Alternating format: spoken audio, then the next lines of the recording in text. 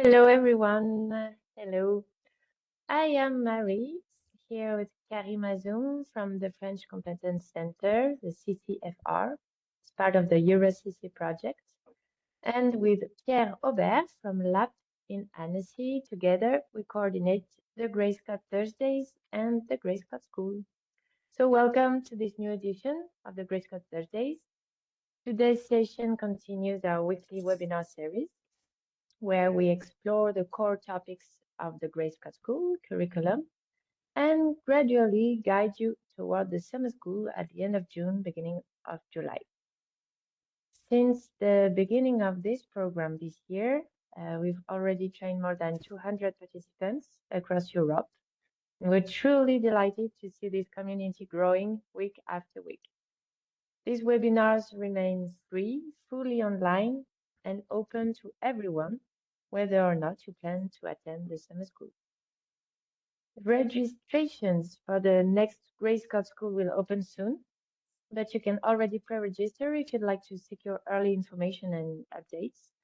And if you're interested in joining as a participant or becoming one of our host sites to share the training locally with your colleagues, just get in touch with us.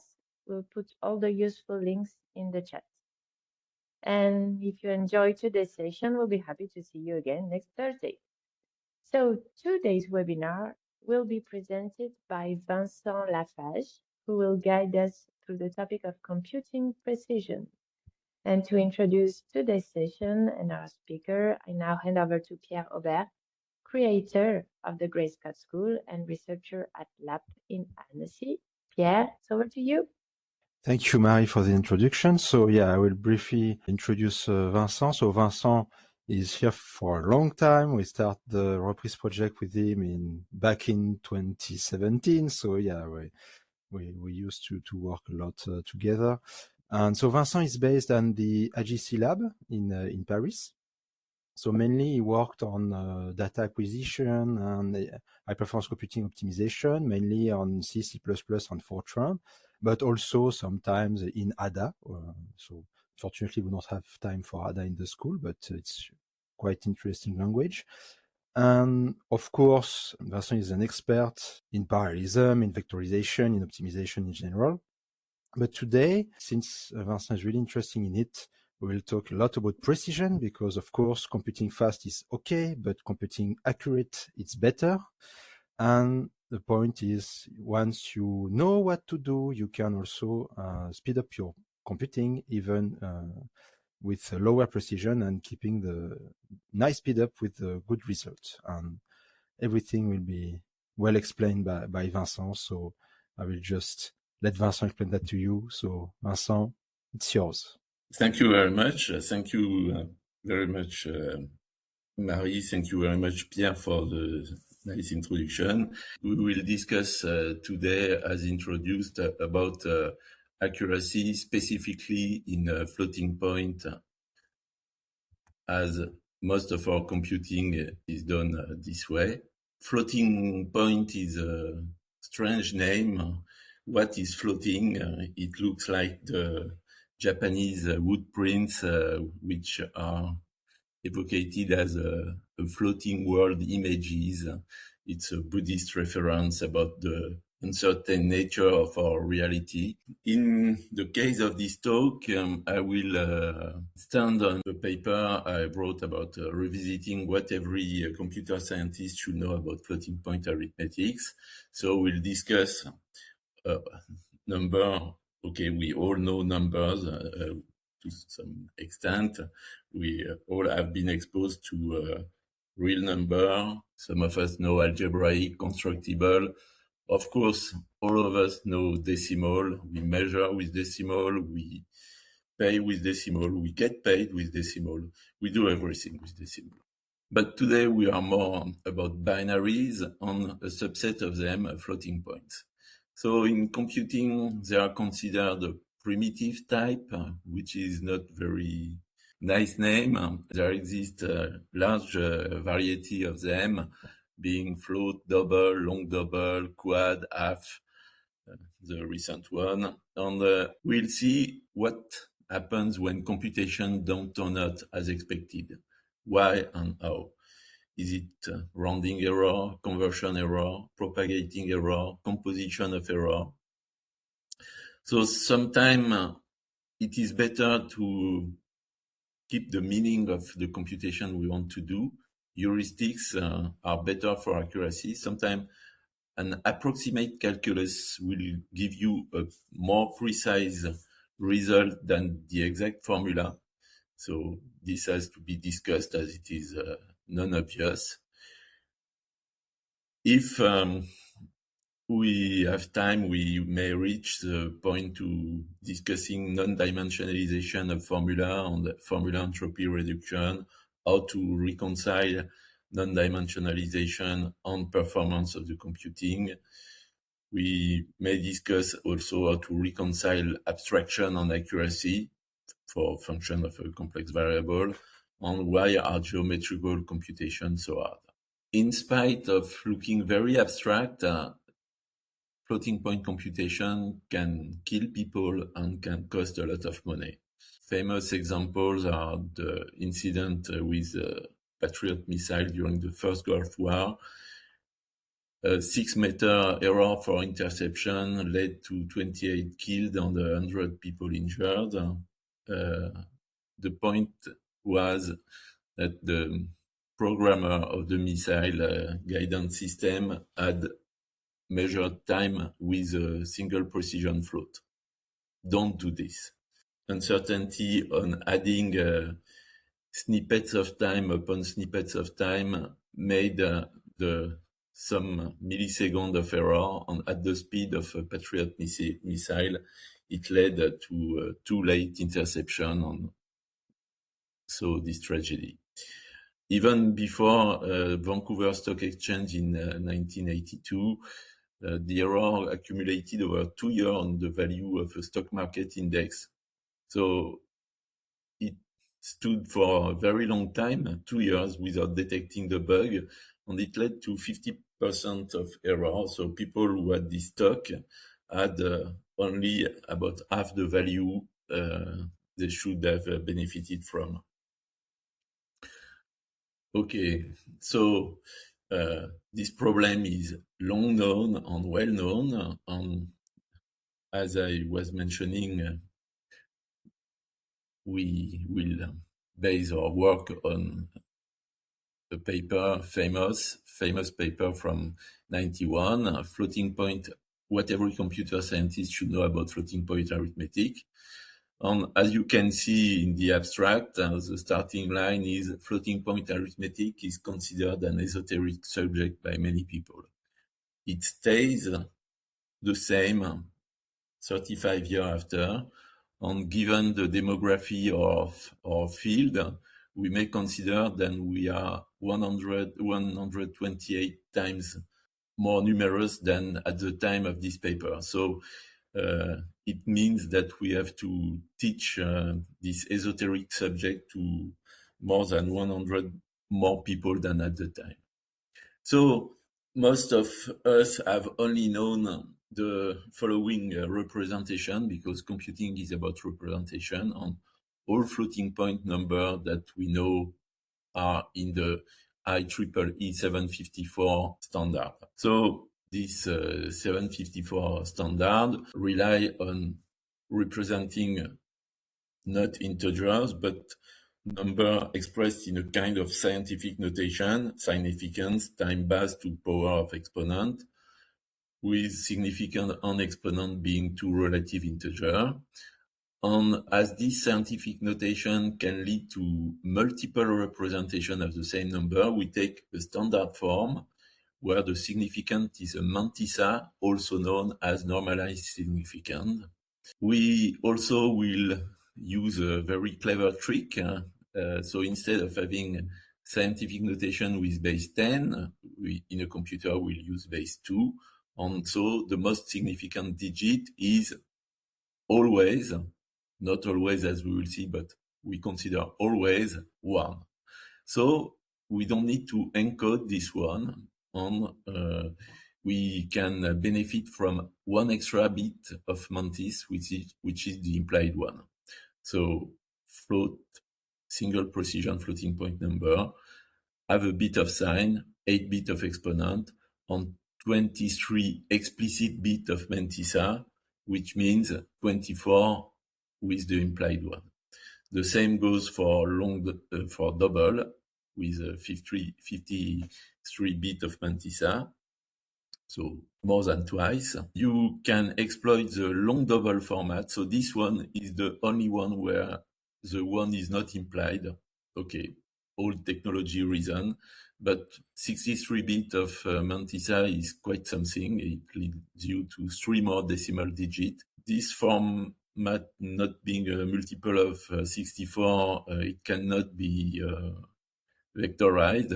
This is not in the hardware, so you will certainly lose a bit of time if you use it, but it can provide you with useful checks. And the most recent one is half precision. So the official one, not the brain float of Google, but the one from IEEE is 10 bit, which means 11 bits of mantissa. All of this is for the storage, but when you compute with such numbers, they get extended in the FPU register. The mantissa is widened with 3 bits, the guard bit, the round bit, and the sticky bit. And we'll see later the important use of this for exact computation. Okay, so it seems like a lot of details, but before 84, this introduction of the IEEE format, we had a lot of older format. Basically, every vendor was vending his specific format. So here I displayed only one page of the site, which is above. So please take a look to all the other atrocities that existed at that time. And we can thank Professor William Kahn, dubbed the father of floating point, who got the Turing Award 89 for his fundamental contribution to numerical analysis. We can thank this guy for introducing the IEEE standard. At the time, he was, beside his academics career, a consultant for Intel FPU x87. And so what he has introduced 40 years ago stays the norm. I cannot advise you better than taking a lot of time to look at his advices on his webpage. We will not address all the examples provided here. It's to be sure that we understand what happens. So the sign is encoded on 1 bit, S. The exponent is encoded, in this case of float 32, over 8 bits, but it is encoded relative to 127. So if you look at the first line of values, this is exactly 127, so it means that it will be 2 to the power of 0. And the mantissa is the excess mantissa on top of a base value of 1, so we get 1 is 2 to the power of 0 times 1 plus 0. Okay. If you want to move to 2, you will only have to change the exponent because you will be doubling the value. To get to 3, it's a bit trickier because here you have to change the mantissa and introduce one more binary digit, which is at the top, the next to most significant bit. And it means that 3 equals 2 to the power 1 times 1 plus 1/2. Okay, so we can go in more detail for number, how to encode what we would really call decimal number, 3.5, 3.75, and a negative number with a bit of sign, and number below 0 by getting the exponent below 127. But when we want to encode something as simple as this 0.2, the universal constant known as the price of the carambar, we need an infinite expansion. So this is a geometric sum, but how can we represent this on a finite machine? At some point, we'll have to truncate, on the pattern, which is 110110110, have to stop.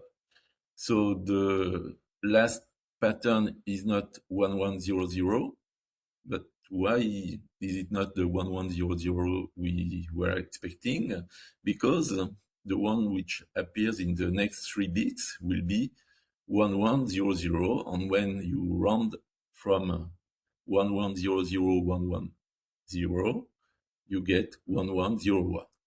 Okay, so rounding starts changing our expectations. 1/3 is not representable in decimal either, not in binary, so we also have to truncate. Square root of 2, of course, it's not a rational number, so we have to truncate. Pi, it's a transcendent number, we have to truncate. And we enter the realm of spatial representation. 0 could not be represented as some product of 1 plus something, so it's 0 for all the bits to represent 0. His little brother -0 is the same with only changing the sign bit. And if we push toward the large value, we can reach the largest representable float of 3.4 10 to the 38. And if we push this largest float by 1 unit, we have plus infinity, which means we represent the overflow of the float. Okay? When number have this exponent of 255, it will be used for all the spatial representation.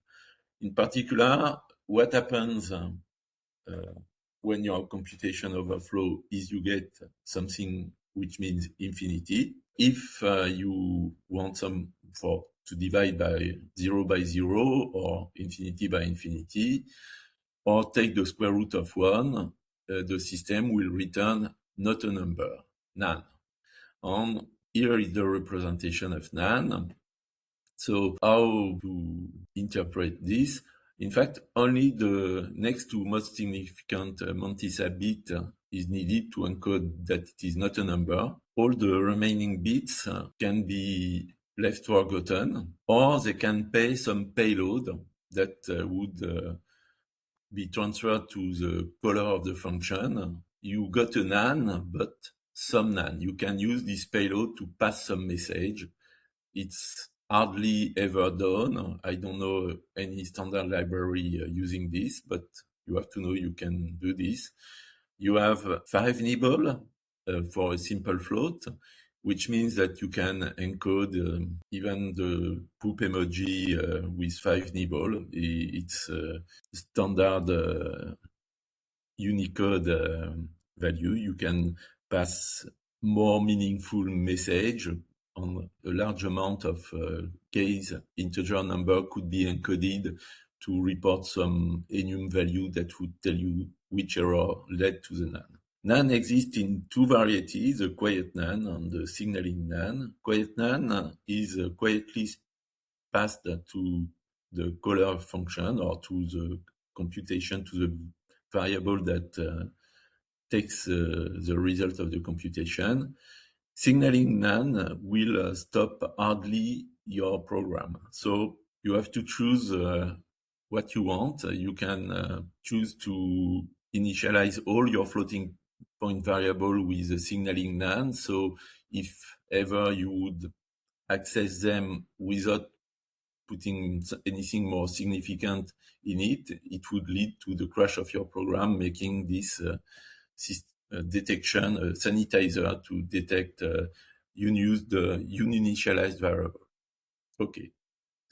And when instead of going to the largest value, we get to the smallest positive value, we have the smallest positive float. And if we, with the exponent of 1, which is minus 127, and when we move to the exponent of 0, we get to so-called denormal number that we will discuss. So using the link below, please represent your favorite number. You have the choice. You can also display the exact floating point number in use in your program. If you are in C, you will use the %A to display this hexadecimal representation. For 1, it will be 1 times 2 to the power of 0. With 2, it will be 1 times 2 to the power of 1. For 3, it will be 1 plus 1/2, so in hexadecimal 1.8 plus times 2 to the power of 3. Here is the representation for pi. Of course, the same, a more elaborate version is in C++ with the I/O manipulator stdx float. You have to be back to std default float to not get too much garbage later. The representation is almost the same. In Fortran, it's a bit more rustic because Fortran existed before IEEE. You will tell me that C as well, but okay. Fortran has made less effort to access these low-level details. In Python, we also can use the .x method of the float. And by the way, in Python, float means double, as you can see by the large number of hexadecimal digits at disposal. Ada, as well as the usual trick with tick image on float tick exponent and float tick fraction. In Rust as well, you can access to this detail because binary don't lie. You can know all the information, only the information that you have in your floating point number. So in Rust, we had to we don't know of a standard library equivalent, and so we had to design this small extract component function to do it, but it works as well. So what we are led to is that this primitive type floating point object are in fact a leaky abstraction. This is an abstraction because most of us didn't know how it was encoded before, so we usually use floating point number with plus, minus, okay, the arithmetic operation, the functions like exponentiation, sine, logarithm. We can design even more strange function, but most of us can have a happy life of computing without knowing about all the gory detail I gave you just before. But when you go into the detail with only arithmetics, you can check what is your epsilon machine that we'll discuss also later. We can check what is the largest digit, the largest exponent, the lowest exponent. You can access to a lot of detail. So your abstraction is not waterproof. It's a leaky abstraction.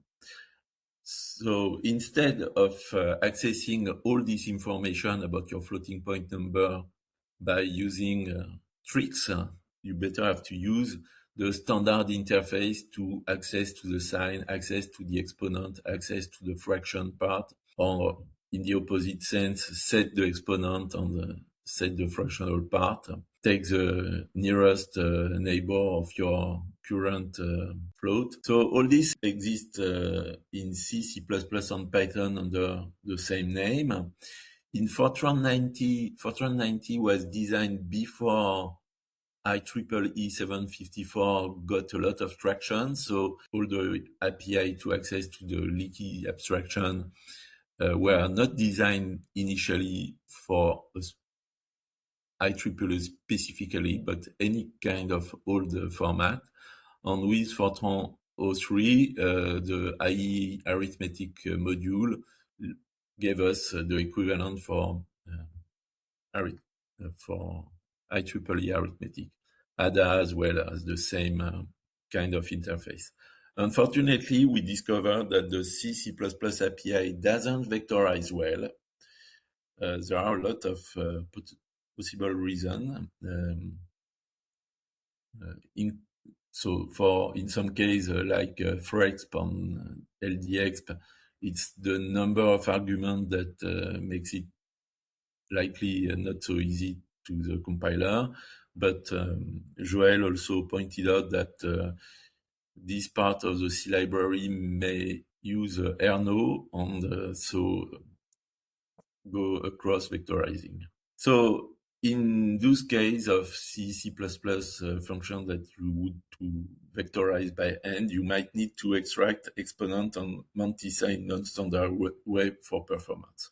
So the usual prank that we pull on beginners is getting them to display in details 0.1 and 0.2 and check whether it's equal to 0.3. So we will do this computation with the sigma being the sum of the two first terms and the delta being the difference expected to be 0 between the sum and the expected value of the sum.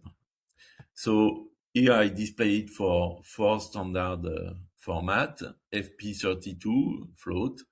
So given enough decimal number, we see that 0.1 gets an extra digit at the 9th position, 0.2 as well, and 0.3 as well.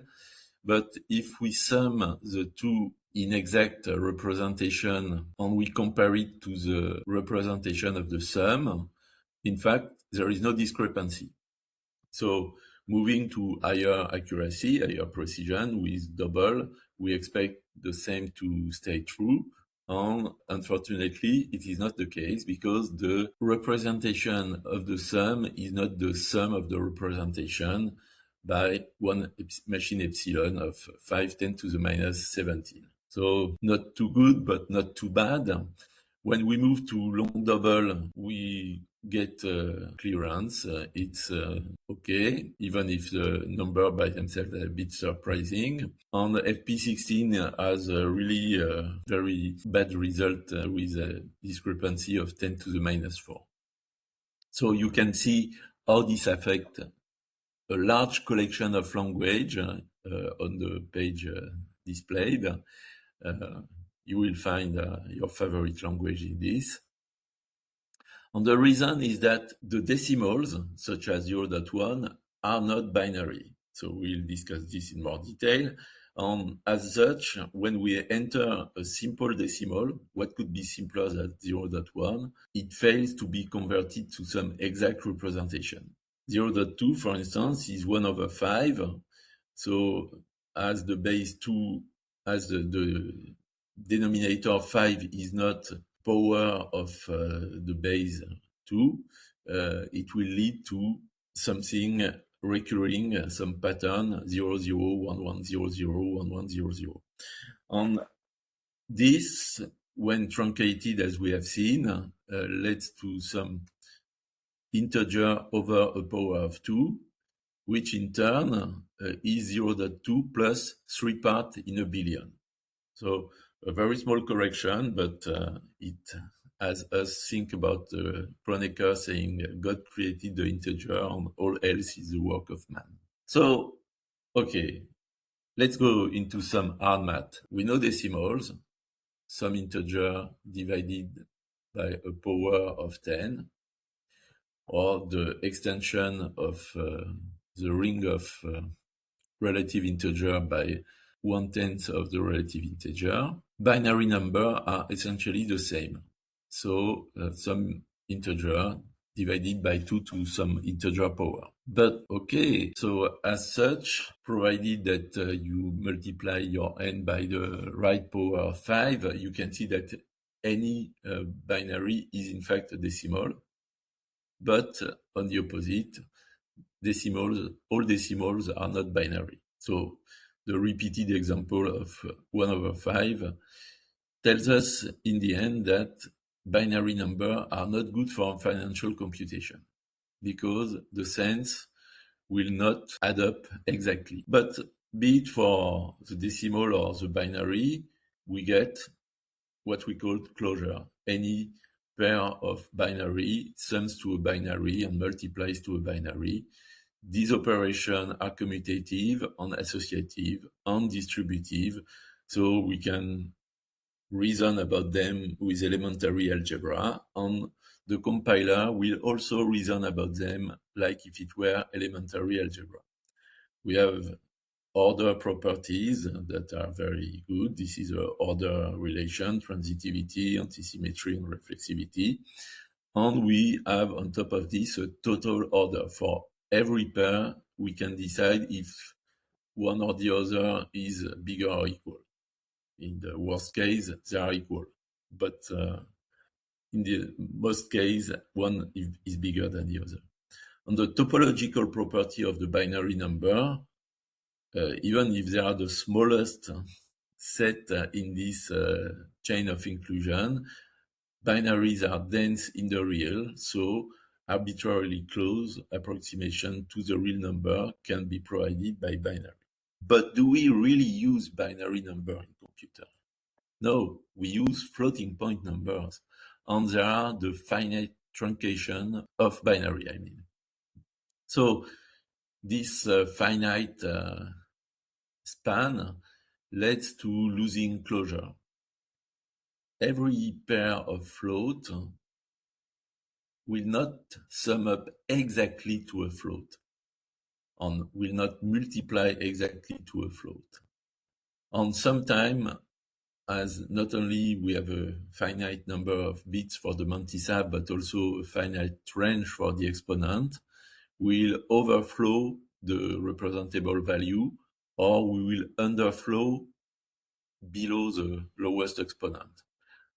So most of the time we have inexact computation, so we need rounding to get the closest float equal to the sum or the product. We can have underflow, we can have overflow plus or minus infinity can represent this condition. And sometimes we also have computation that we don't know how to do in this set. So we have to add not a number to this set. Okay, so the good news is we keep the commutativity, so the compiler can use it. But as Adrien mentioned last time, we lose associativity and we lose distributivity. And because of this, most optimization is touchy, to say the least. Maybe it's not a big issue, but it can make your computation completely wrong. Okay. We keep most ordering property except for the total order, and this is because of the NaN, which is at the same time bigger and smaller than all other numbers, which is perplexing, but it can make your sort algorithm fail. As for the topology, even if binaries are dense in the real, the floating point number being a finite part of binary or decimal, if we would consider decimal floating point, the floating points, they are dense nowhere. And so we have to address what exactly is rounding. We have some idea, but in the computing world, if you have some real number x, curly x, it will fall on the real number line somewhere between two hard x minus and hard x plus, two closest representable number of your floating point set. They are close and their distance is so-called 1 ULP, which is unit in the last place. So you change the least significant bit and you go from x minus to x plus. And there is another real number which is not representable, contrary to x minus and x plus, which is the median of these two, and which is then separated from x plus and x minus by only half a ULP. And so the best rounding you can provide is when you know that this x will be closest to x plus. So the best accuracy you can hope for with a given resolution of floating point number is half a unit in the last place. So if you want to have enough information about x to decide if it's x plus or x minus, it means, so we call this correct rounding, the best possible rounding. We need at least, if we had only one extra bit to represent x, we could have it put on m, but we could not decide if it's closer to x minus or x plus. So we need at least 2 extra bits beyond target accuracy. So this is why we have guard bit, round bit, and sticky bit, 3 extra bits.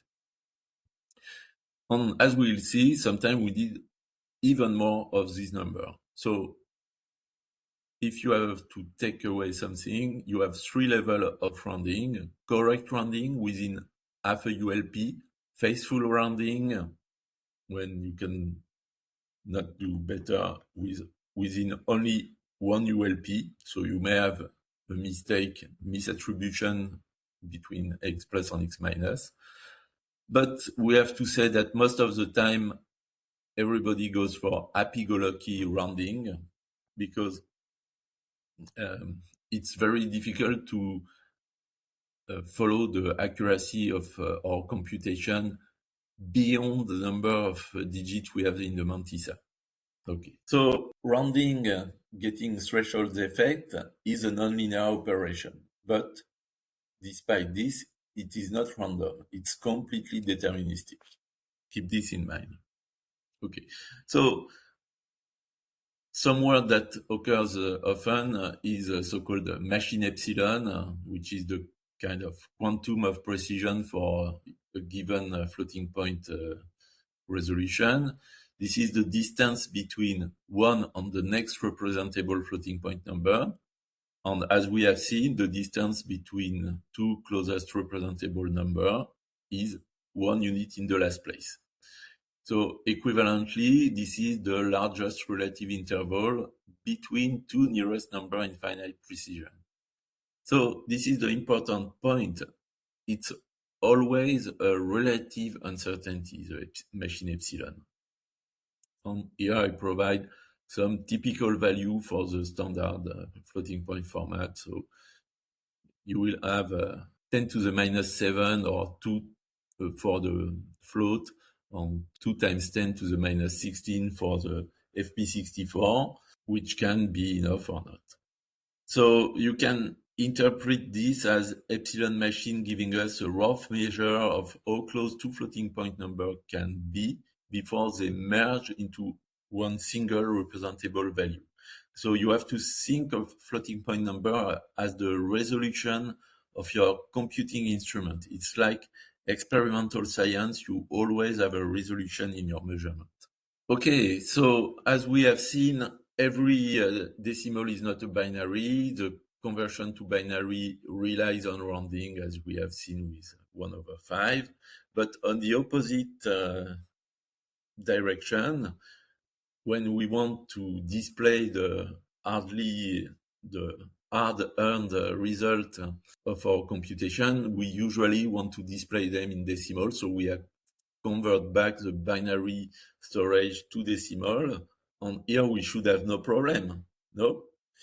Because every binary is a decimal. However, when converting a binary, usually from a computation, and usually for display or storage, it's not toward the exactly corresponding decimal, because the exactly corresponding decimal representation has much more detail that we want. It would require displaying too many meaningless decimal digits. For instance, let's suppose that we have some kind of FP4 with one sign of bit and 3 digits of mantissa expressed. Don't ask me about FP4. But okay, this is a theoretical one. And we want to represent 1/8, which is 0.001 in base 2, and which converts to 0.125 in base 10. But your computing system should display 0.1 in base 10. Why? Because 002 is meaningless in this system. It would happen at the sixth or seventh bit, and we only have 3 of them in the mantissa. So it's most of the time more useful to display the decimal with the shortest representation in decimal basis, closest within half a ULP to the binary converted. So not only decimal gets converted when moved to binary, but binary also gets converted when moving to decimal.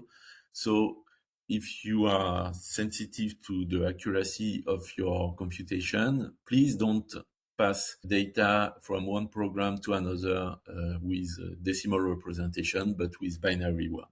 It will not get converted. Okay, so if decimal conversion is very important for your application, you have many options. So you can use decimal floating points.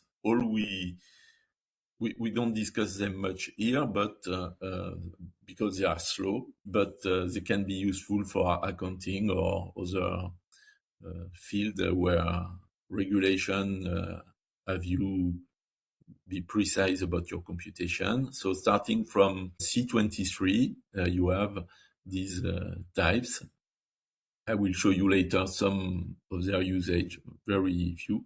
Of course, people in the field of finance will program in SQL or COBOL because they have a long history of computing with decimal.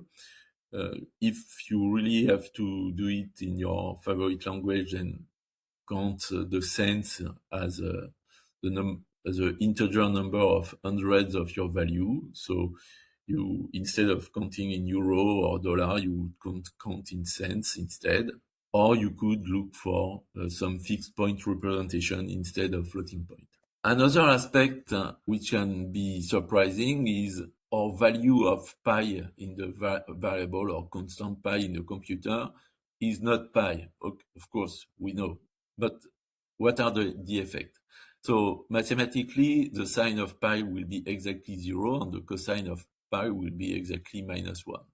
But when you proceed to the computation in single or double precision, or God forbid, in FP16 half precision, we don't find 0 for the sine. We find -1 for the cos, and if we apply it to other famous angles such as pi/6 or pi/3, we also observe potential discrepancy, particularly in FP64 and, God forbid, FP16.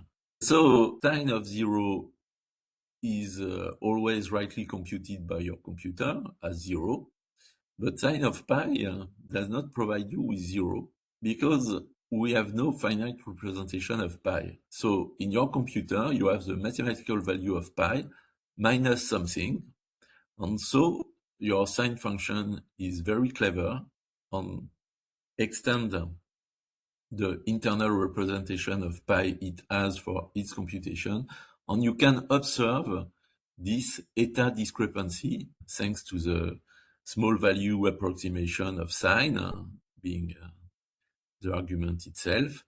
And you can also check that absolute value of sine pi computed by your computer is bounded by pi/2 times the epsilon machine.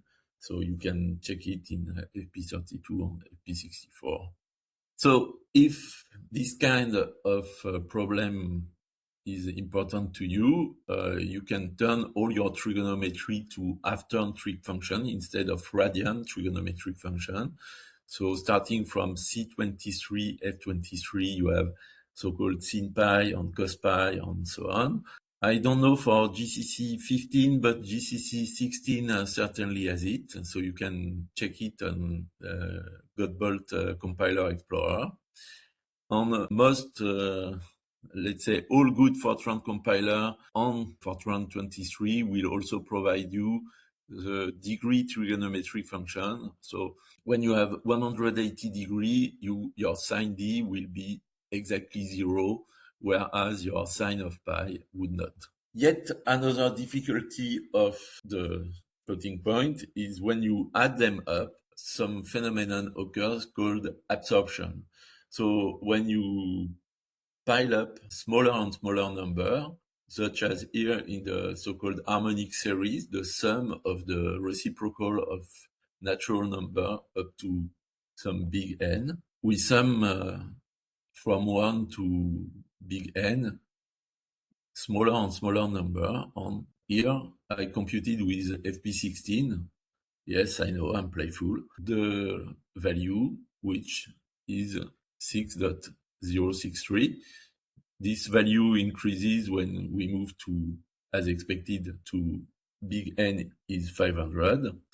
And it moves still a bit up for big N of 1000, but then it gets stuck.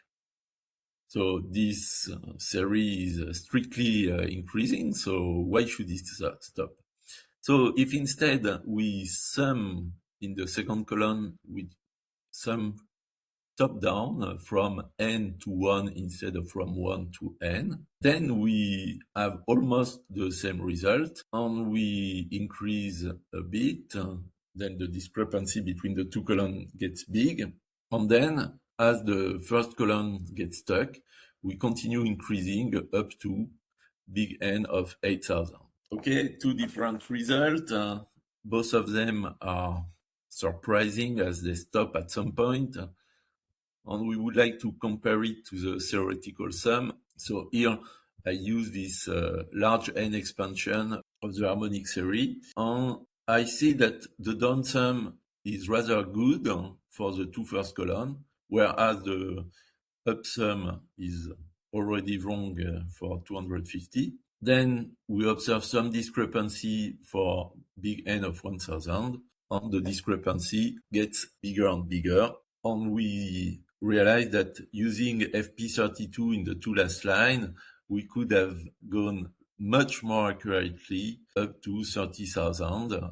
And even at 3,200,000, we would hardly see the discrepancy, the down sum being clearly closest to the theoretical sum. Okay, so is everything lost for the FP16? So this is the Fortran program doing the up sum and down sum, and if in the sums I replace it by the famed Kahn-Babushka summation technique that was mentioned by Adrien last week. In this Kahn-Babushka algorithm, we introduce extra variable, and there is a kind of dance between the adjusted value, a temporary sum, a compensation, and the ultimate accumulator.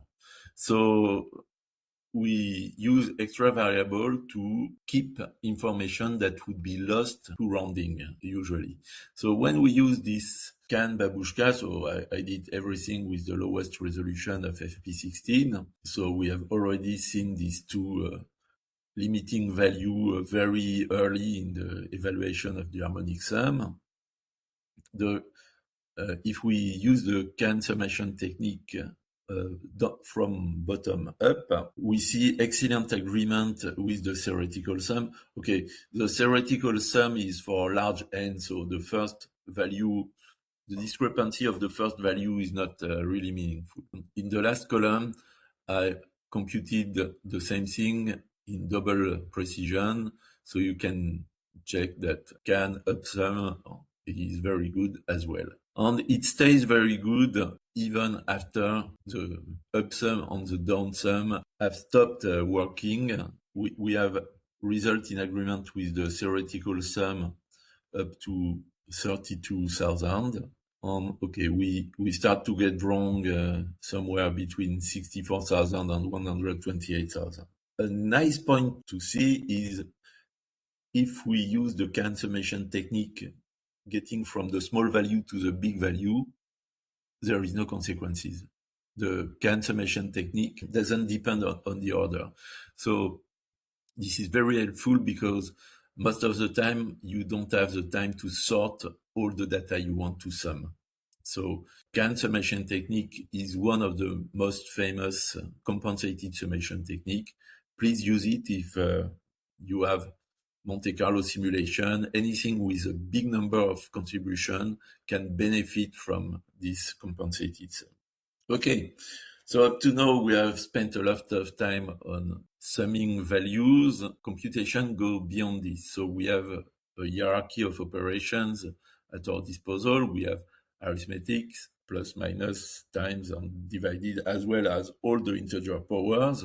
So I have no time to speak about this, but for those looking at CPP Conference 2025, there was a very nice talk about the troubles of C++ with floating point, but what has been said relative to C++ is valid in all other languages. It was really a good talk, and he pointed out some example of the PO function not being properly working for accuracy in C++. So even for arithmetic operation, be cautious. And then we go to algebraic ones. The square root is algebraic, as algebraic means that numbers are the solution of some polynomial equation with integer coefficient. Of course, the same goes for all the roots, and as a consequence, all the fractional powers and even roots of polynomial. Beyond this, we have the elementary transcendental function. So what we see in high school, exponential, logarithm, all the exponential, all the logarithm, and sine, cos, irrational powers, all circular and hyperbolic trigonometry. Beyond this, our technical and scientific fields provide us with higher transcendental functions, so-called special functions, Bessel function, Airy function, Jonquière function or polylogarithm, elliptic integral, Euler gamma function, Riemann zeta function, you name it. And you have tons of good and very well tested over time libraries to provide you with such number. Always compare at least two libraries to be sure that you don't find some disagreement. But when we look at all these kind of operation, we get the sad fact that correct rounding is only guaranteed by the standard for arithmetic and square root, not the rest. Not even the cube root that we might discuss. And what is so hard about transcendental function? Good algebraic ones. Of course, computing a logarithm, as mentioned by Adrien, is costly, and the correct rounding is not guaranteed. So as we have said, rounding is nonlinear, so it mixes various scales, and you can start runoff like a kind of butterfly effect in your bits. So if you want to get the correct rounding with n bits, it might need you to compute much more than your required number of digits, your required number of bits. So you can look at this in the webpage of Professor Zimmerman. He gives these two examples when, if you want in double precision the exponential of this number, you would need a quadruple precision to resolve whether it is rounded up or down. And sometimes, particularly when you had still the 32 bits Intel, every computation was done in long double precision, then rounded to the precision you wanted, either a double or a float. If it looks nice, it can lead, in fact, to a worse final rounding than expected. But you have to know about it, but okay, there are nowadays only a few cases when this applies. Breaking news, not so breaking by now, but as Paul Zimmerman told us last year, IJCLab was released more than 1 year ago, and in IJCLab, the mathematical lib provide us with the correct rounding. So finally, so this is a very good news. This is also a bad news because many of us will see lots of scientists coming to our office. Oh, my program was working, and then suddenly the results are not quite the same to the last bit. Yes, this is correct rounding. So many things may change. Be prepared. Okay, so I've been pulling the leg of half precision, but what physics need double precision? It's okay. The most accurate experiment in high energy physics will, yes, give you 12 digits of accuracy, but this is a very specific field. And in most of the engineering field, when we have 3 or 4 digits, it's really, really good. So why should we need double precision? So this small example tries to compute the Stefan constant. So everybody concerned with insulation of its home or its satellite or its experiment knows about this radiative constant, the ratio of the total power radiated per unit surface area to force power of absolute temperature black body. So when we compute it here in Fortran from the elementary value of speed of light, the Planck constant, Boltzmann constant, I put in the Stefan-Boltzmann constant the expected result. But if I compute it with this defining formula, as the mathematics goes here, I will get in single precision, not a number. Because resolution of single or double precision is not only about the number of digits of the mantissa, it's also about the range of exponent. On the slightly modified formulation below, sigma bis provides a rather good result. Right to 2 machine epsilon, so given the number of power, division and multiplication, it's totally acceptable. So why is that? But in fact, when we look at the detail, we multiply Boltzmann, which is 10 to the minus 23, to the fourth power, which is 10 to the minus 92, which is not representable and thus goes back to 0. And we divide it by, light speed is big, but Planck is very small, and Planck to the third is also something like 102 minus 110 to the minus 102. So it also gets your denominator to 0, and 0 over 0 is none. So floating point single precision may not be enough. Okay, so of course I played with FP16, and in this case, even the second formula gets to none. When you would represent the right value pre-computed with some other machine, you get in half precision something that is not too bad, 10%, 15% uncertainty, but which in fact is the smallest denormal number of FP16. We have not yet spoken of those. Okay, so don't use FP16 and be cautious about single precision float in some case. What is more, if you would represent the Planck time, which is 10 to the minus 43 seconds, it would not fit in a single precision digit either. Okay, so when you stay in a single precision, you see that all the compiler have a corresponding behavior, so that's nice.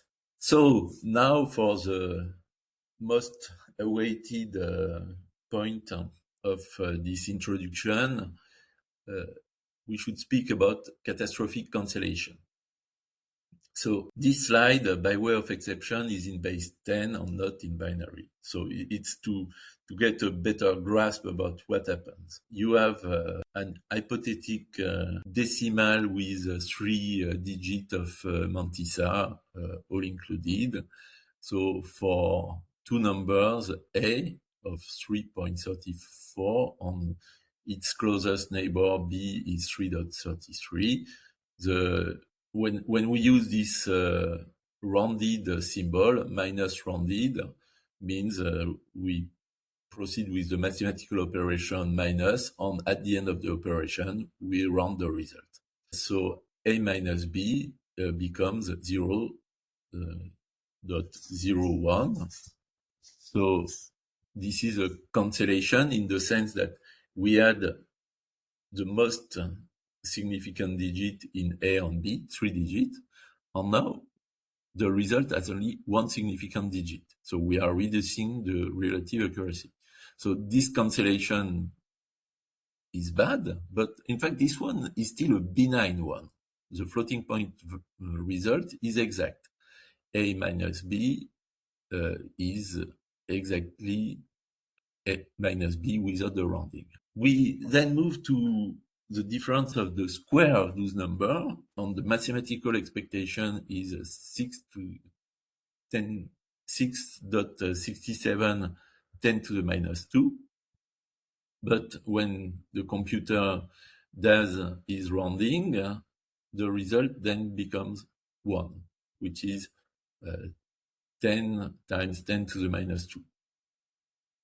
So we get 60% of relative error on the result. You can also tell of this 60% as 333 ULP, and no digit is even correct. So in this case, we speak of catastrophic cancellation. We have computed something, no overflow, no underflow, nothing points at a panic, but yet the result is meaningless. Okay, not for astrophysicists. 50% of relative error is not too bad. Sorry for the astrophysicists in the room. Okay, so the question is when does this occur and how many digits are lost? On top of this evaluation, if we had A like 10 to the minus 20 in float, 10 to the 20, it would lead to an overflow. So you could have a perfectly representable difference of the square, but where individual value would break your computation.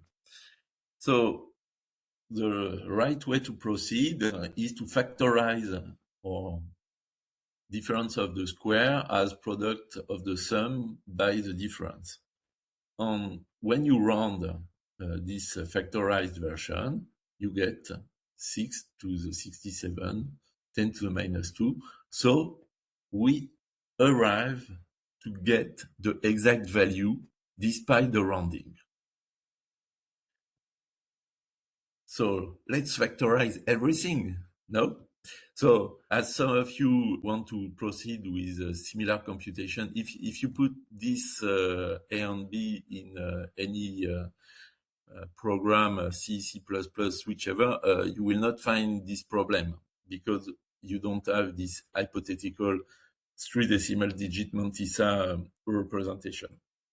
So if you have FP16, you can proceed with the following numbers, and you will see that you have the same thing. The rounded difference leads to a cancellation, but a benign one, because the floating point result, even after rounding, is exact.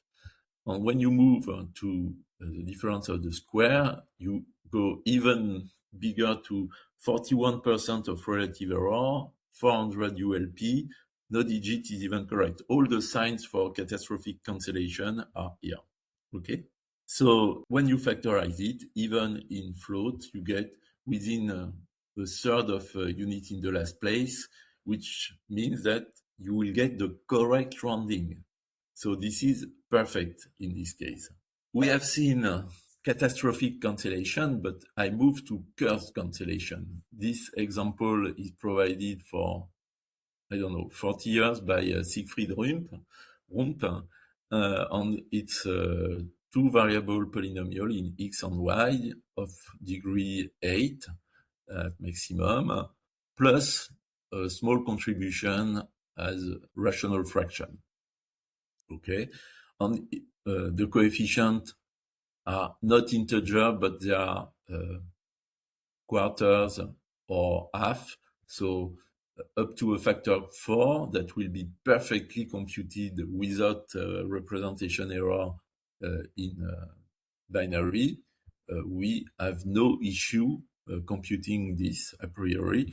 On top of this, we compute it with two integer values. They are coprime, so they have a perfect representation in most of the known formats of floats. So you can go to more detail. So we evaluate it in a single resolution float. The result is -6 10 to the 29. Why not? When we move to double, it's only -1 10 to the 21. We have lost 8 orders of magnitude in the result. What? And when we move to long double, we lose 4 more order of magnitudes, but the sign changes. What? And when we move to quadruple precision, we lose 17 more order of magnitude. Okay, so that in this case, the sign must be right, no? Okay, so as I'm playful, FP16, okay, not even a result, not a number. FP16 cannot evaluate this because already X and Y are, they can be represented, but when you move them to powers, as all of these are at least squared, you get infinities. And as you have infinities of different sign, infinity minus infinity is not a number. So don't use FP16 in this case. But the exact value can be easily computed with algebraic computing system, CAN, computing algebraic number. It has an exact rational representation, not too complicated, 5 digits over 5 digits, and it has an exact representation, which is negative and lower in absolute value than even the smaller than you evaluate with quad. And so this exact result has a representation, a very accurate representation in any precision, even in FP16. So the result can be represented accurately in any precision, but the result cannot be computed in any precision. This is the kind of problem we want to avoid at all costs. Okay, so I played the same game with the mentioned decimal floating point number, and it was very instructive because for the equivalent of float decimal 32, we get -4 10 to the 30. For the equivalent of double, we get -3 10 to the 21. And here we see that there is only one significant digit. So the order of magnitudes between binary and decimal looks like the same. The sign looks like the same. The value between quad FP 128 and decimal 128 is also very close and with the right sign. So what can we take from the fact that decimal 32 and decimal 64 have only one decimal, meaningful decimal digit left at the end of the computation? It pushed me to display the hexadecimal representation of our floating point number in the various approximation. So, in fact, this one in float is 2 to the power 99. The second one is 2 to the power 70. The long double here, okay, you have for long double quite tricky aspect due to the fact that the implicit one is always explicitly mentioned, but most of the digits are 0. We are lucky the two last ones are not nullified, so maybe there is something, but also 2 to the power 56. So maybe 2 to the power 59 as it starts with 8. Okay, here, like for decimal 128, we have a large number of meaningful digits. So the idea to check for large cancellation is when you have only your most significant digit left. It could be the exact result, it could be, but it's dubious. So we are not completely lost when it amounts to detect curse cancellation. It takes some work. By the way, the 128 value, what remains here is exactly the value of the rational part, which means that all the rest, the polynomial part, should cancel to 0. The example has been built around this. So, yes, but Vincent, you told us that we have to factorize. This is not factorized. Yes, we should factorize when possible, because polynomial of one variable can be factorized, but polynomial of more than one variable are not guaranteed to be factorizable. So I played to express this expression on the polynomial part in the simplest way, replacing the square of x and y by big X and big Y value to get to the lowest possible degree. And I applied Macaulay to a program of symbolic algebra to look for a reduction, be it in the real, in the complex, or in the projective complex, as we can homogeneify this polynomial. But in fact, there is no such reduced form.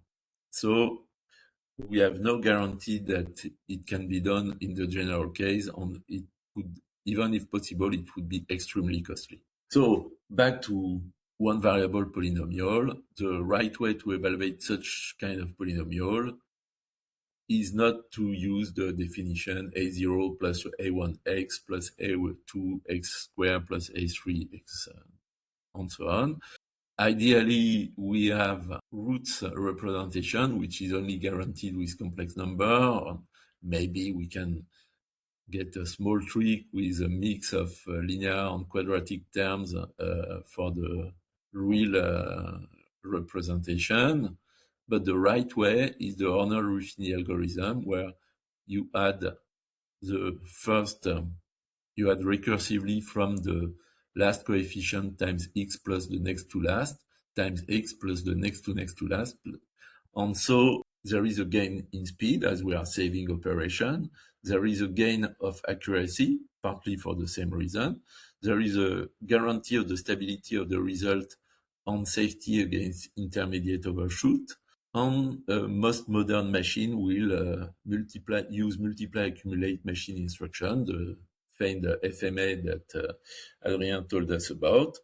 Plus, this can be extended with a compensation summation technique as the summation algorithm of Kahn. Another of these horror case is the evaluation of variance on all statistics. So variance has everything that can go wrong, a difference of square of sums and of sums of square.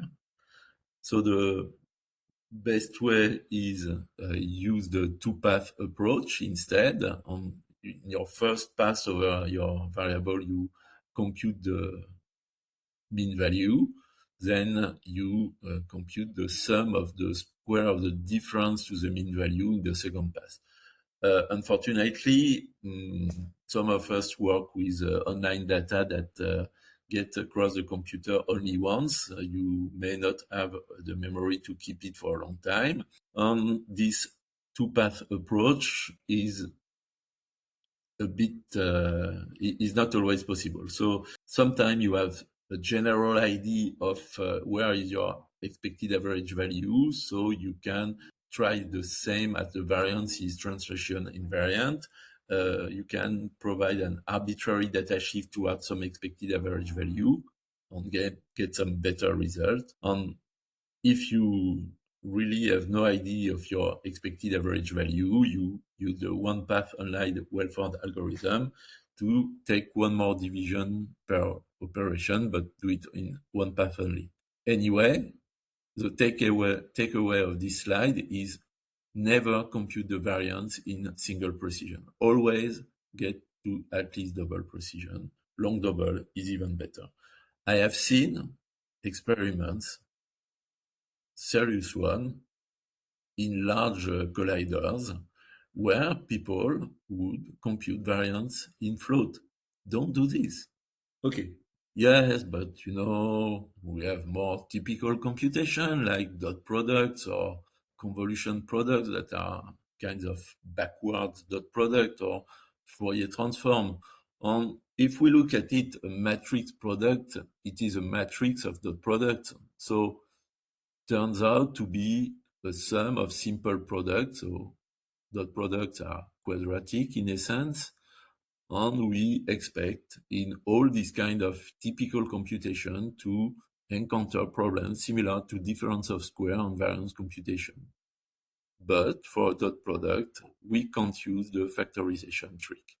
So we have to rely to maybe mixed precision. So you store your value in float, in single precision, and you compute the product and the sum in double, and at the end you round the result in single precision. This is a possibility. FMA allows for a part of this aspect, so directly you will, as Adrien explained, compute the exact product, sum the value in this extended accumulator, and only truncate later. So it's the Pursman mixed precision. You can use FMA in a more convoluted way to extract the exact product. And of course, you have libraries where dot products are evaluated with CAN or other compensated sum. So libraries are a very good way to go. So you have the intrinsic dot product in modern Fortran, and I guess that the standard library has something like this. And it's likely that compiler people and standard library people have put a lot of effort, and maybe you are better off using this engineered product. Before the movie time, I will be addressing some central issue of float, which is comparing them. So we have been speaking about unit test on floating point computation. Unit test is particularly tedious for the reason that we will see. When we compare for equality, but all kind of comparison will go along the same line, we start by subtracting. To check that A equals B is to check that A minus B is equal to 0. But if the mathematical expression is true, what does it give for the rounding of our limited representation in floating point? In fact, when we want to assert equality, we are looking for the ultimate catastrophic cancellation. But the number we compare, they are fraught with error. So what we compute is, in fact, A minus B rounded plus the error of rounding plus the error on the representing of A plus the minus the error of the representing of B. 0.2 cannot be represented. So what does it mean to compare to 0.2? Pi, of course, even worse. And A equal to has no representation error, but you have rounding error on A. So are you sure that you cannot provide some interval of validity? But as we are comparing to a non-null floating point number, there is always a relative error. So we don't want something we can see on website, some advice, never compare two floats together, but you have to check that the absolute value of the difference is below some threshold. But this threshold can be arbitrarily small, and also they depend on the order of magnitude of A and B. So we always look for relative comparison, because your epsilon is a dimensionless constant, and it will be a multiple of the machine epsilon, which is also a dimensionless value. But when you compare floats to zero, then it's a completely different sport, because if we look for a relative comparison to zero, it would mean that the absolute value of A be smaller than some small value times the absolute value of A. Here, it's only possible if A is exactly zero, and you lose the benefit of this upper value, upper quantity. So this impossible constraint leads us back to absolute uncertainty when you compare to zero, and when you compare to zero only. You have a wide variety of choice for this threshold. It can be the epsilon machine, which is not particularly meaningful in this case, because it should anyway have the dimension of A, physically speaking, not particularly interested in some dimensionless epsilon. You have the tiniest representable number, 1 to 10 to the minus 38 in a single precision float. You have the inverse of the largest, which is not the same as the tiniest. And you have the smallest denormal, which is epsilon times tiny, 1.401, 10 to the minus 45. So I was wrong. We can represent Planck time using a single precision float. Unfortunately, it will be represented as a non-null denormal. We will see that this is bad. So the point of all this discussion about comparing float, and particularly in the context of unit test, is you are not discussing about values, but about meaning. What is the meaning of the comparison you want to do? Is it a test, a kind of precondition to check whether the argument is in the domain of your function? If you check A strictly equals 0 to avoid computing 1 over 0, in fact, as soon as you will be below the smallest representable integer, not even 0, but you will overshoot huge, the value of huge, so you will overflow your float. So maybe this reflection, this thinking provides you with the right value to compare it.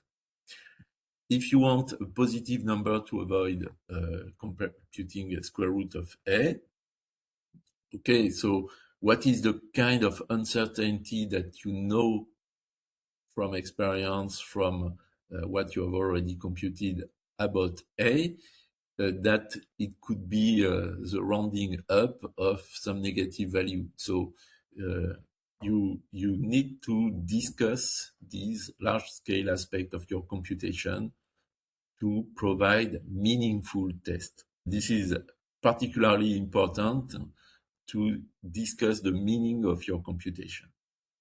Okay, I don't enter into more detail, as I've spoken a lot about denormals and subnormals. So they occur below 1 10 to the 38 for the single float, 2 to the 10 300 to the minus 300, to 10 to the minus 300.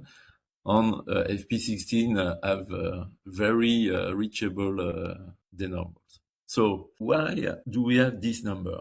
It allows for the cut from the smallest representable number to normal number to 0. The step will not be too sudden. We can have a gradual underflow, and it's good for the stability of a lot of algorithms, in particular in linear algebra. So this is the good reason. But why should we avoid those? Because on some architecture, such as Intel architecture, it gets 100 times slower. So Pierre provided a lot of tests, and you can see that depending on the fraction of elements denormal on which you apply some square root or any other kind of function, your speed gets hampered very soon. So for a given reference time of 3, you get to 200 when instead of computing with normal number, you compare with subnormal number. Okay, but let's be serious. When do we have number that goes down so low as to 10 to the minus 308? It's obvious that such computation should not occur. So, as Adrien mentioned last time, any kind of decreasing geometric progression or exponential decay, everything that occurs with simple single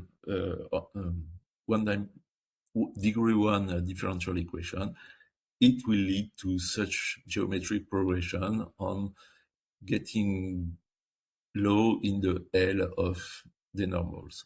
Okay, so after this long expose, it's time for a quick movie time.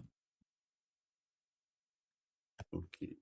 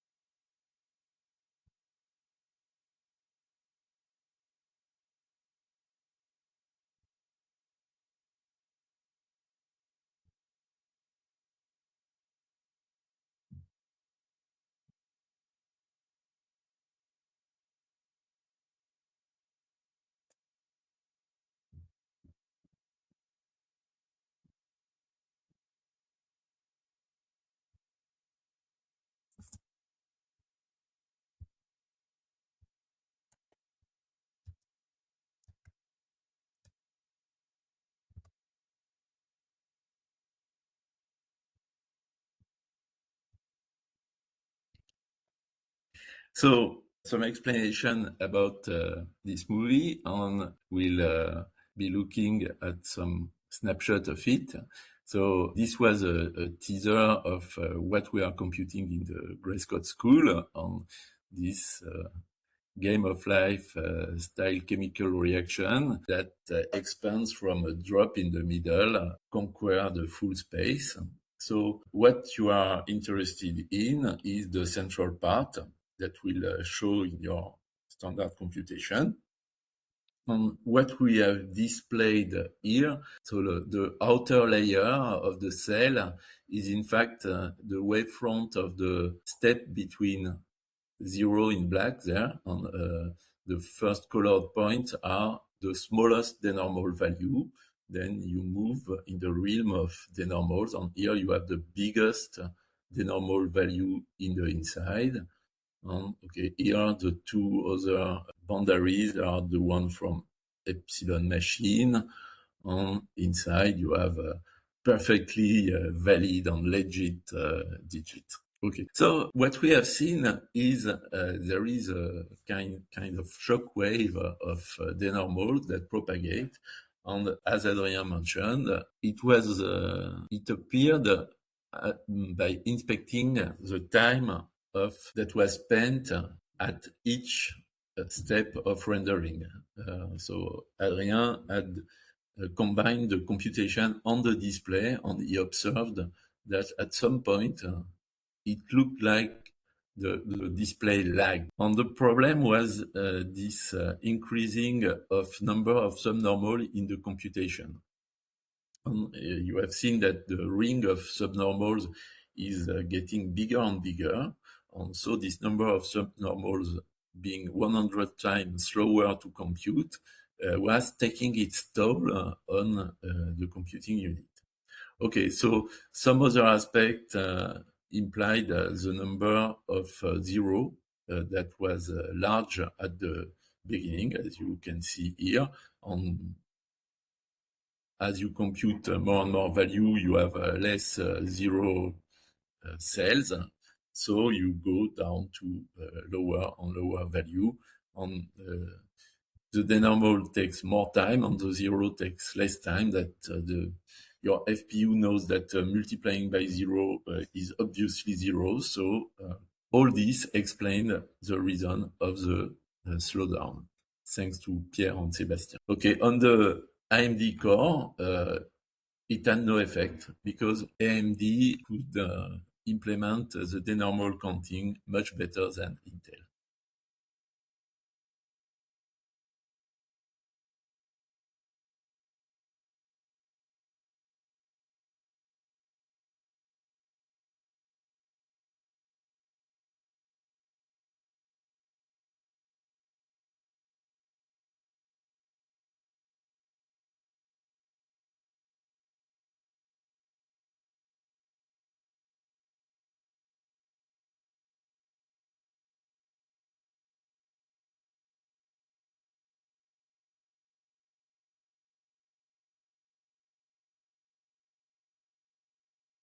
Okay, I will briefly conclude on some math to explain why. So we are used in physics to different partial differential equation, the wave equation of D'Alembert, and in our case, the heat equation of Fourier, where the time evolution is proportional to a thermal diffusivity times the Laplacian. And when as these equations are linear, we expect them to be expressed in a Fourier waveform. And the heat equation in this case leads to this dispersion relation that provides us a decaying complex wave number. And this provides us with the logarithmic scale that will at some point reach low value, which are denormal. So we could solve it properly by using cylindrical Bessel function, but this simple square approximation with wave equation, plane wave, already gets us the spirit of the computation. And in the case of the Gray-Scott reaction at end, so we were displaying the V field. When you have denormal number for V, V square is much lower. So in fact, yes, the second ring that was displayed was not the epsilon machine, but the square root of the normal number, because when V reaches such low value, V square gets denormal and affect the computation.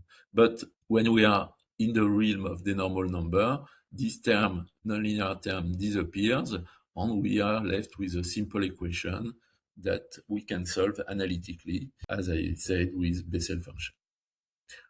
Okay, so I would be glad to develop upon my favorite topic of quadratic equation, but it's long time that I leave the mic. Okay, thank you, Vincent, for the presentation. So there is no question right now, but I'm pretty sure there will be at some point.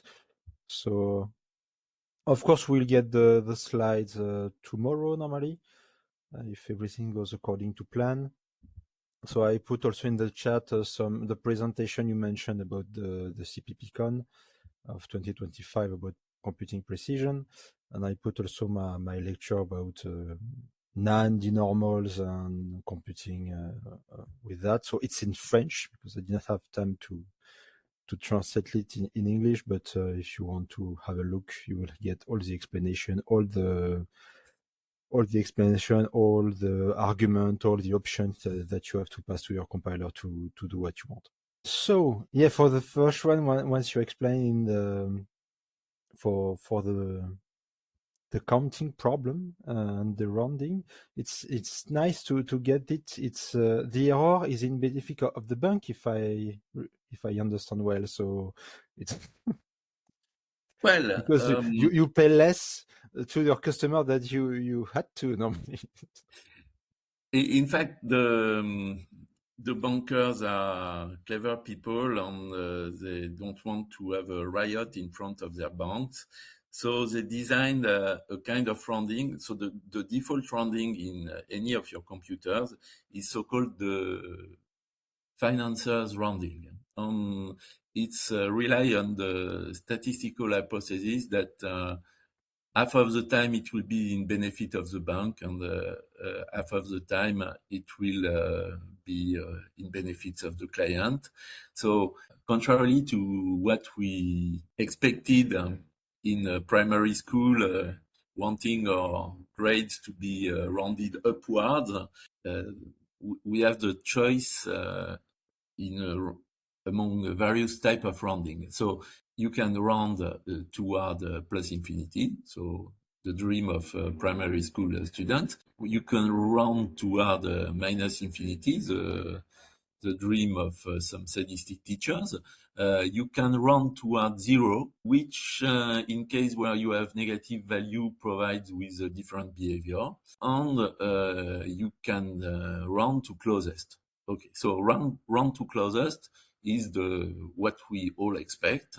But if we were rounding to closest, then we have to decide on the issue of what happens when we have exactly something .5.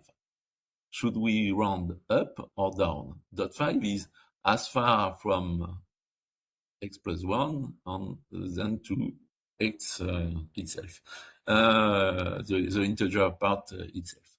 So in this case, the financier decided that we will round to the nearest even integer.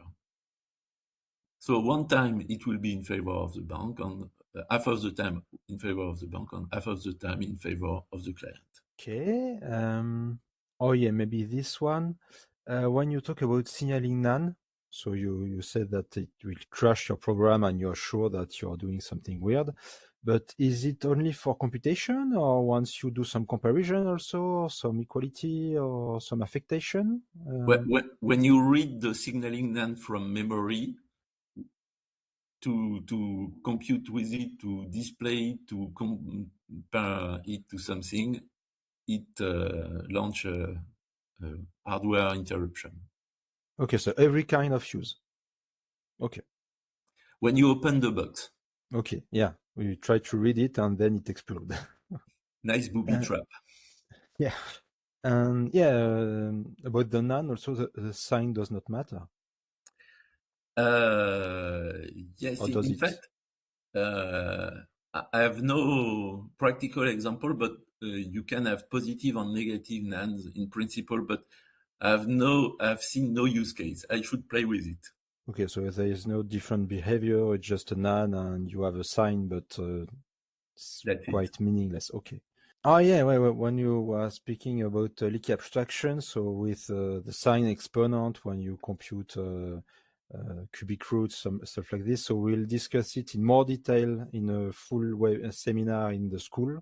So the last day of the school. So that's why you don't spend much time on it. So if you have some question on it, just attend the school and you will have all the explanation, all the trick that we did together to speed up this computing.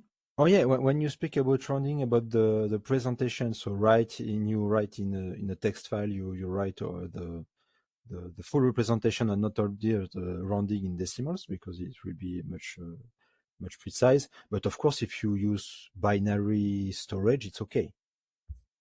Absolutely. Yeah. So especially if you have a lot of values, please use binary storage, HDF5, stuff like this. Otherwise, you will be sorry. Yes, of course, you have to provide an API so that your poor user, human user, can take a peek inside the value. It has been waiting for the computer to provide, but the gold standard is binary storage. Oh yeah, about your sinus pi, is there a way to fix the sinus pi to be an exact zero if we change the computing or the rounding into it, or is it a problem of the machine itself and it's not possible? It could be a seminar in itself to look at the right way to evaluate some standard function. So the cube root is a good example. And in the case of sine, in fact, you can compute all the trigonometric values from the reduced angle in 0 to pi over 4. Because you have a lot of symmetries in your sine, cosine, sine of pi over 2 plus x, on sine of pi minus x, on sine of minus x. So you can reduce the interval. So mathematically, it's not a problem. But then suppose that you want to compute sine of 10 to the 20, okay? So 10 to the 20 radian, I have to reduce it to the interval between 0 and 0.7 to compute the interval in 0 to pi over 4. Okay, even let's reduce it to the interval between 0 and 2 pi. So we need to count the number of times we have exactly 2 pi getting in 10 to the 20. And to get this, we need of the order of 19 digits of pi. So as much as if we were in long double. So to make the computation almost right, we need for an argument in float to compute in long double. Okay, if I had taken 10 to the 30 or 10 to the 38, which is possible in float, I would need more than quadruple precision representation of pi. It's quite a lot. But this is exactly what is done in the good libraries. They compute in extended precision getting your value, the argument in the proper range of 0 to pi, and only afterwards they compute the sign itself. And so this relies on some subtraction, on some let's say, Euclidean division by 2 pi, which is surprising. On all this is stuffed with loss of accuracy. But if they didn't go to this extent of accuracy, no program would seriously work for, let's say,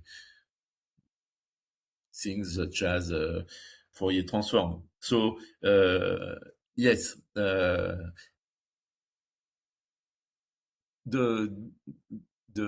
solution to the problem you mentioned is when you really need this kind of high accuracy and you don't want to overburden your code, you can turn to sin pi, cos pi, the new function of C23 on Fortran 23. Okay, it's Fortran 23, but you can get it only in GCC on the Fortran 16, I guess.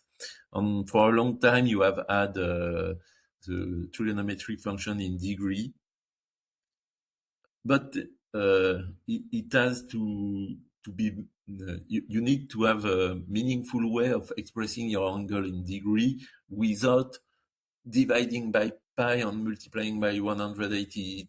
You will lose more precision doing this way. Oh yeah, when you was talking about the addition absorption, is it possible to mitigate the problem by using vector register, for example? So I have 8 accumulators instead of 1, and maybe it's could mitigate a bit. Of course, I see the devil pointing its tail there. This would be a way to do mixed extended precision. So we have been speaking of the common floating point standard, but quadruple precision, for instance, has long been with us and almost always been emulated by software.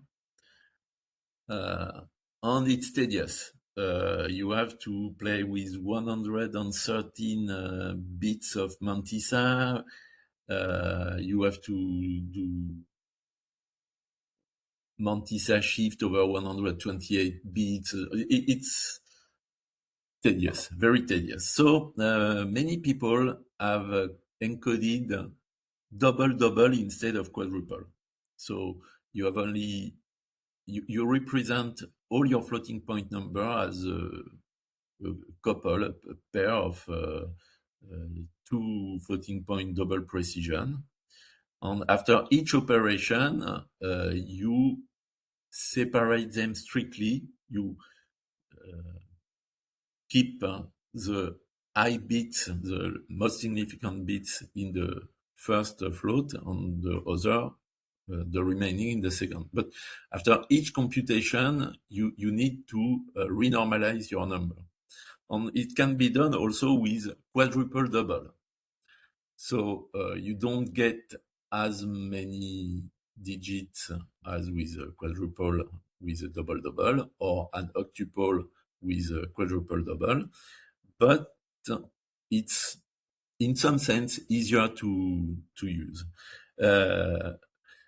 And it has some tricky effects because you can have your double with two very different where the small value is far away from the large value. Yeah, of course. Yeah. And of course, I have not seen this kind of implementation, but maybe there is a paper with what you suggest on Altivec. So 25 years ago, they were playing on a Deck Alpha or things like this to combine your computation with multiple double or multiple float on the vector capabilities. So yes, as you mentioned last time with what NVIDIA said about its FP8 in the convoluted tensor core, this is a very similar approach. I don't know of any good library doing this for the layman, but yes. Yeah, okay. And yeah, speaking about that, of course, FP8, FP6, and FP4 are not what you are thinking. It's much more complex than just FP32 or 64. So I will explain that maybe on the GPU lecture because it's really important. Of course, it's just not you don't have only 2 bits of precision. It's ridiculous. Of course, it's not that. But we don't have time to cover it today. And make more sense to talk about it in the GPU webinar. Yeah, once you are talking about a square minus b square, of course, if you use a plus b times a minus b, you will have much faster computing also, because multiplication are slower than addition and subtraction. So if you have one addition and subtraction and one multiplication, is faster than two multiplication and one subtraction. So, and you get a better result. It used to be the case in the old time, but as Adrien has mentioned it last time, okay, it gets a bit tricky to benefit from this on modern architecture. The multiplication have really gotten very fast. To be 100% honest, there are some small edge cases when you are not close to a catastrophic cancellation, where you might lose more accuracy, but not in a catastrophic way, using the factorized version. But the advice for beginners is always use factorized version rather than not factorized one. And check also for the result to be sure. Check. Yes. Oh, something I should have said at every slide is don't fool yourself with setting on one accuracy at start. Because we need to build upon generic generic programming on as much as possible, try to program our floating point codes with generic precision. So we should be able to recompile them and check the result. Okay, sometime it will be the cursed ramp example on nothing gets right.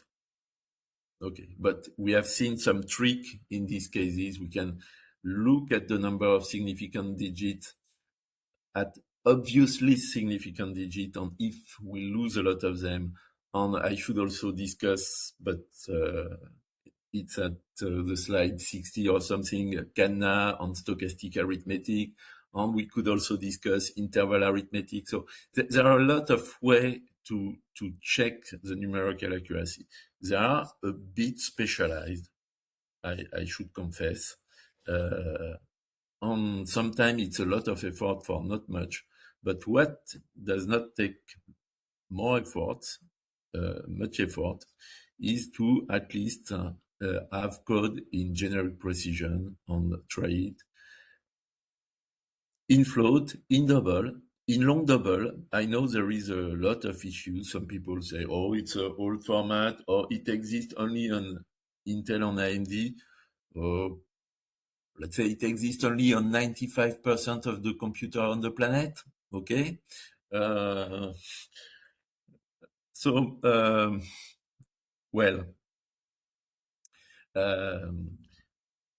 Please program generic to have some way to check your results.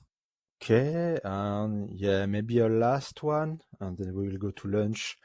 Once you are talking about comparison, you said if I compare A to 0, it's could be quite a nightmare. If I say, okay, I want my A to be greater than 0 to avoid the equal 0 case once I compute an invert or a logarithm or stuff like this. But maybe do we have to change it and say, okay, in fact, I don't want to compare to 0. I don't want to compare to the minimum possible representable number I want, to be sure that I'm not less than this one, to not make my logarithm explode or my invert explode or stuff like this. Is it better to do that? So, being from Normandy, you will get Norman's response. In fact, the main takeaway from those slides are you cannot set on, okay, this is the right threshold value. You have to decide on the meaning of your comparison. So as I said, for the simple case of the invert, the reciprocal, you know that if you are below 1 over huge, then the reciprocal will overflow. So, okay, in this case, you have your value. You don't check, is it equal to 0, but is the absolute value lower than the inverse of huge? For the square root or the logarithm, it's a bit more tricky, but to get the full picture, I would need a good 45 more minutes to discuss the example with non-dimensionalization. So all physicists know about non-dimensionalizing their equation, but when they get to their computer, they forget it. And using the right scale for our values is the right way to proceed. And when you put everything on the order of the unity, then some meanings get more apparent, more easy to see. Okay, thank you, because it was my conclusion. So, okay, thanks everyone. So we have thanks from Amex, from Luca, from Hugo, from Eduardo, Emmanuel, Mattei, Jean-Philippe, Salah, and Laurent also. So thank you all for joining us today. Thank you, Vincent, for the nice presentation and for all the explanation. Well, quite a summary of all the thanks of the chat. Next week, we'll talk about memory allocation and how to profile the memory allocation of your application, because of course sometimes it could go wrong and sometimes the operating system does not what you want to do, and you want to get all the information on how much allocation did you get, what size they are, where in the memory they are, which thread allocates, all this kind of wizardry. So we'll get that with Sebastian next week, so don't miss this one also. Thanks again, Vincent, for coming here. Thanks, Mary, for the presentation and for all the organization. And see you next week for the next webinar. Bye. Bye. Thank you. See you next week. Thank you, Vincent. Thank you.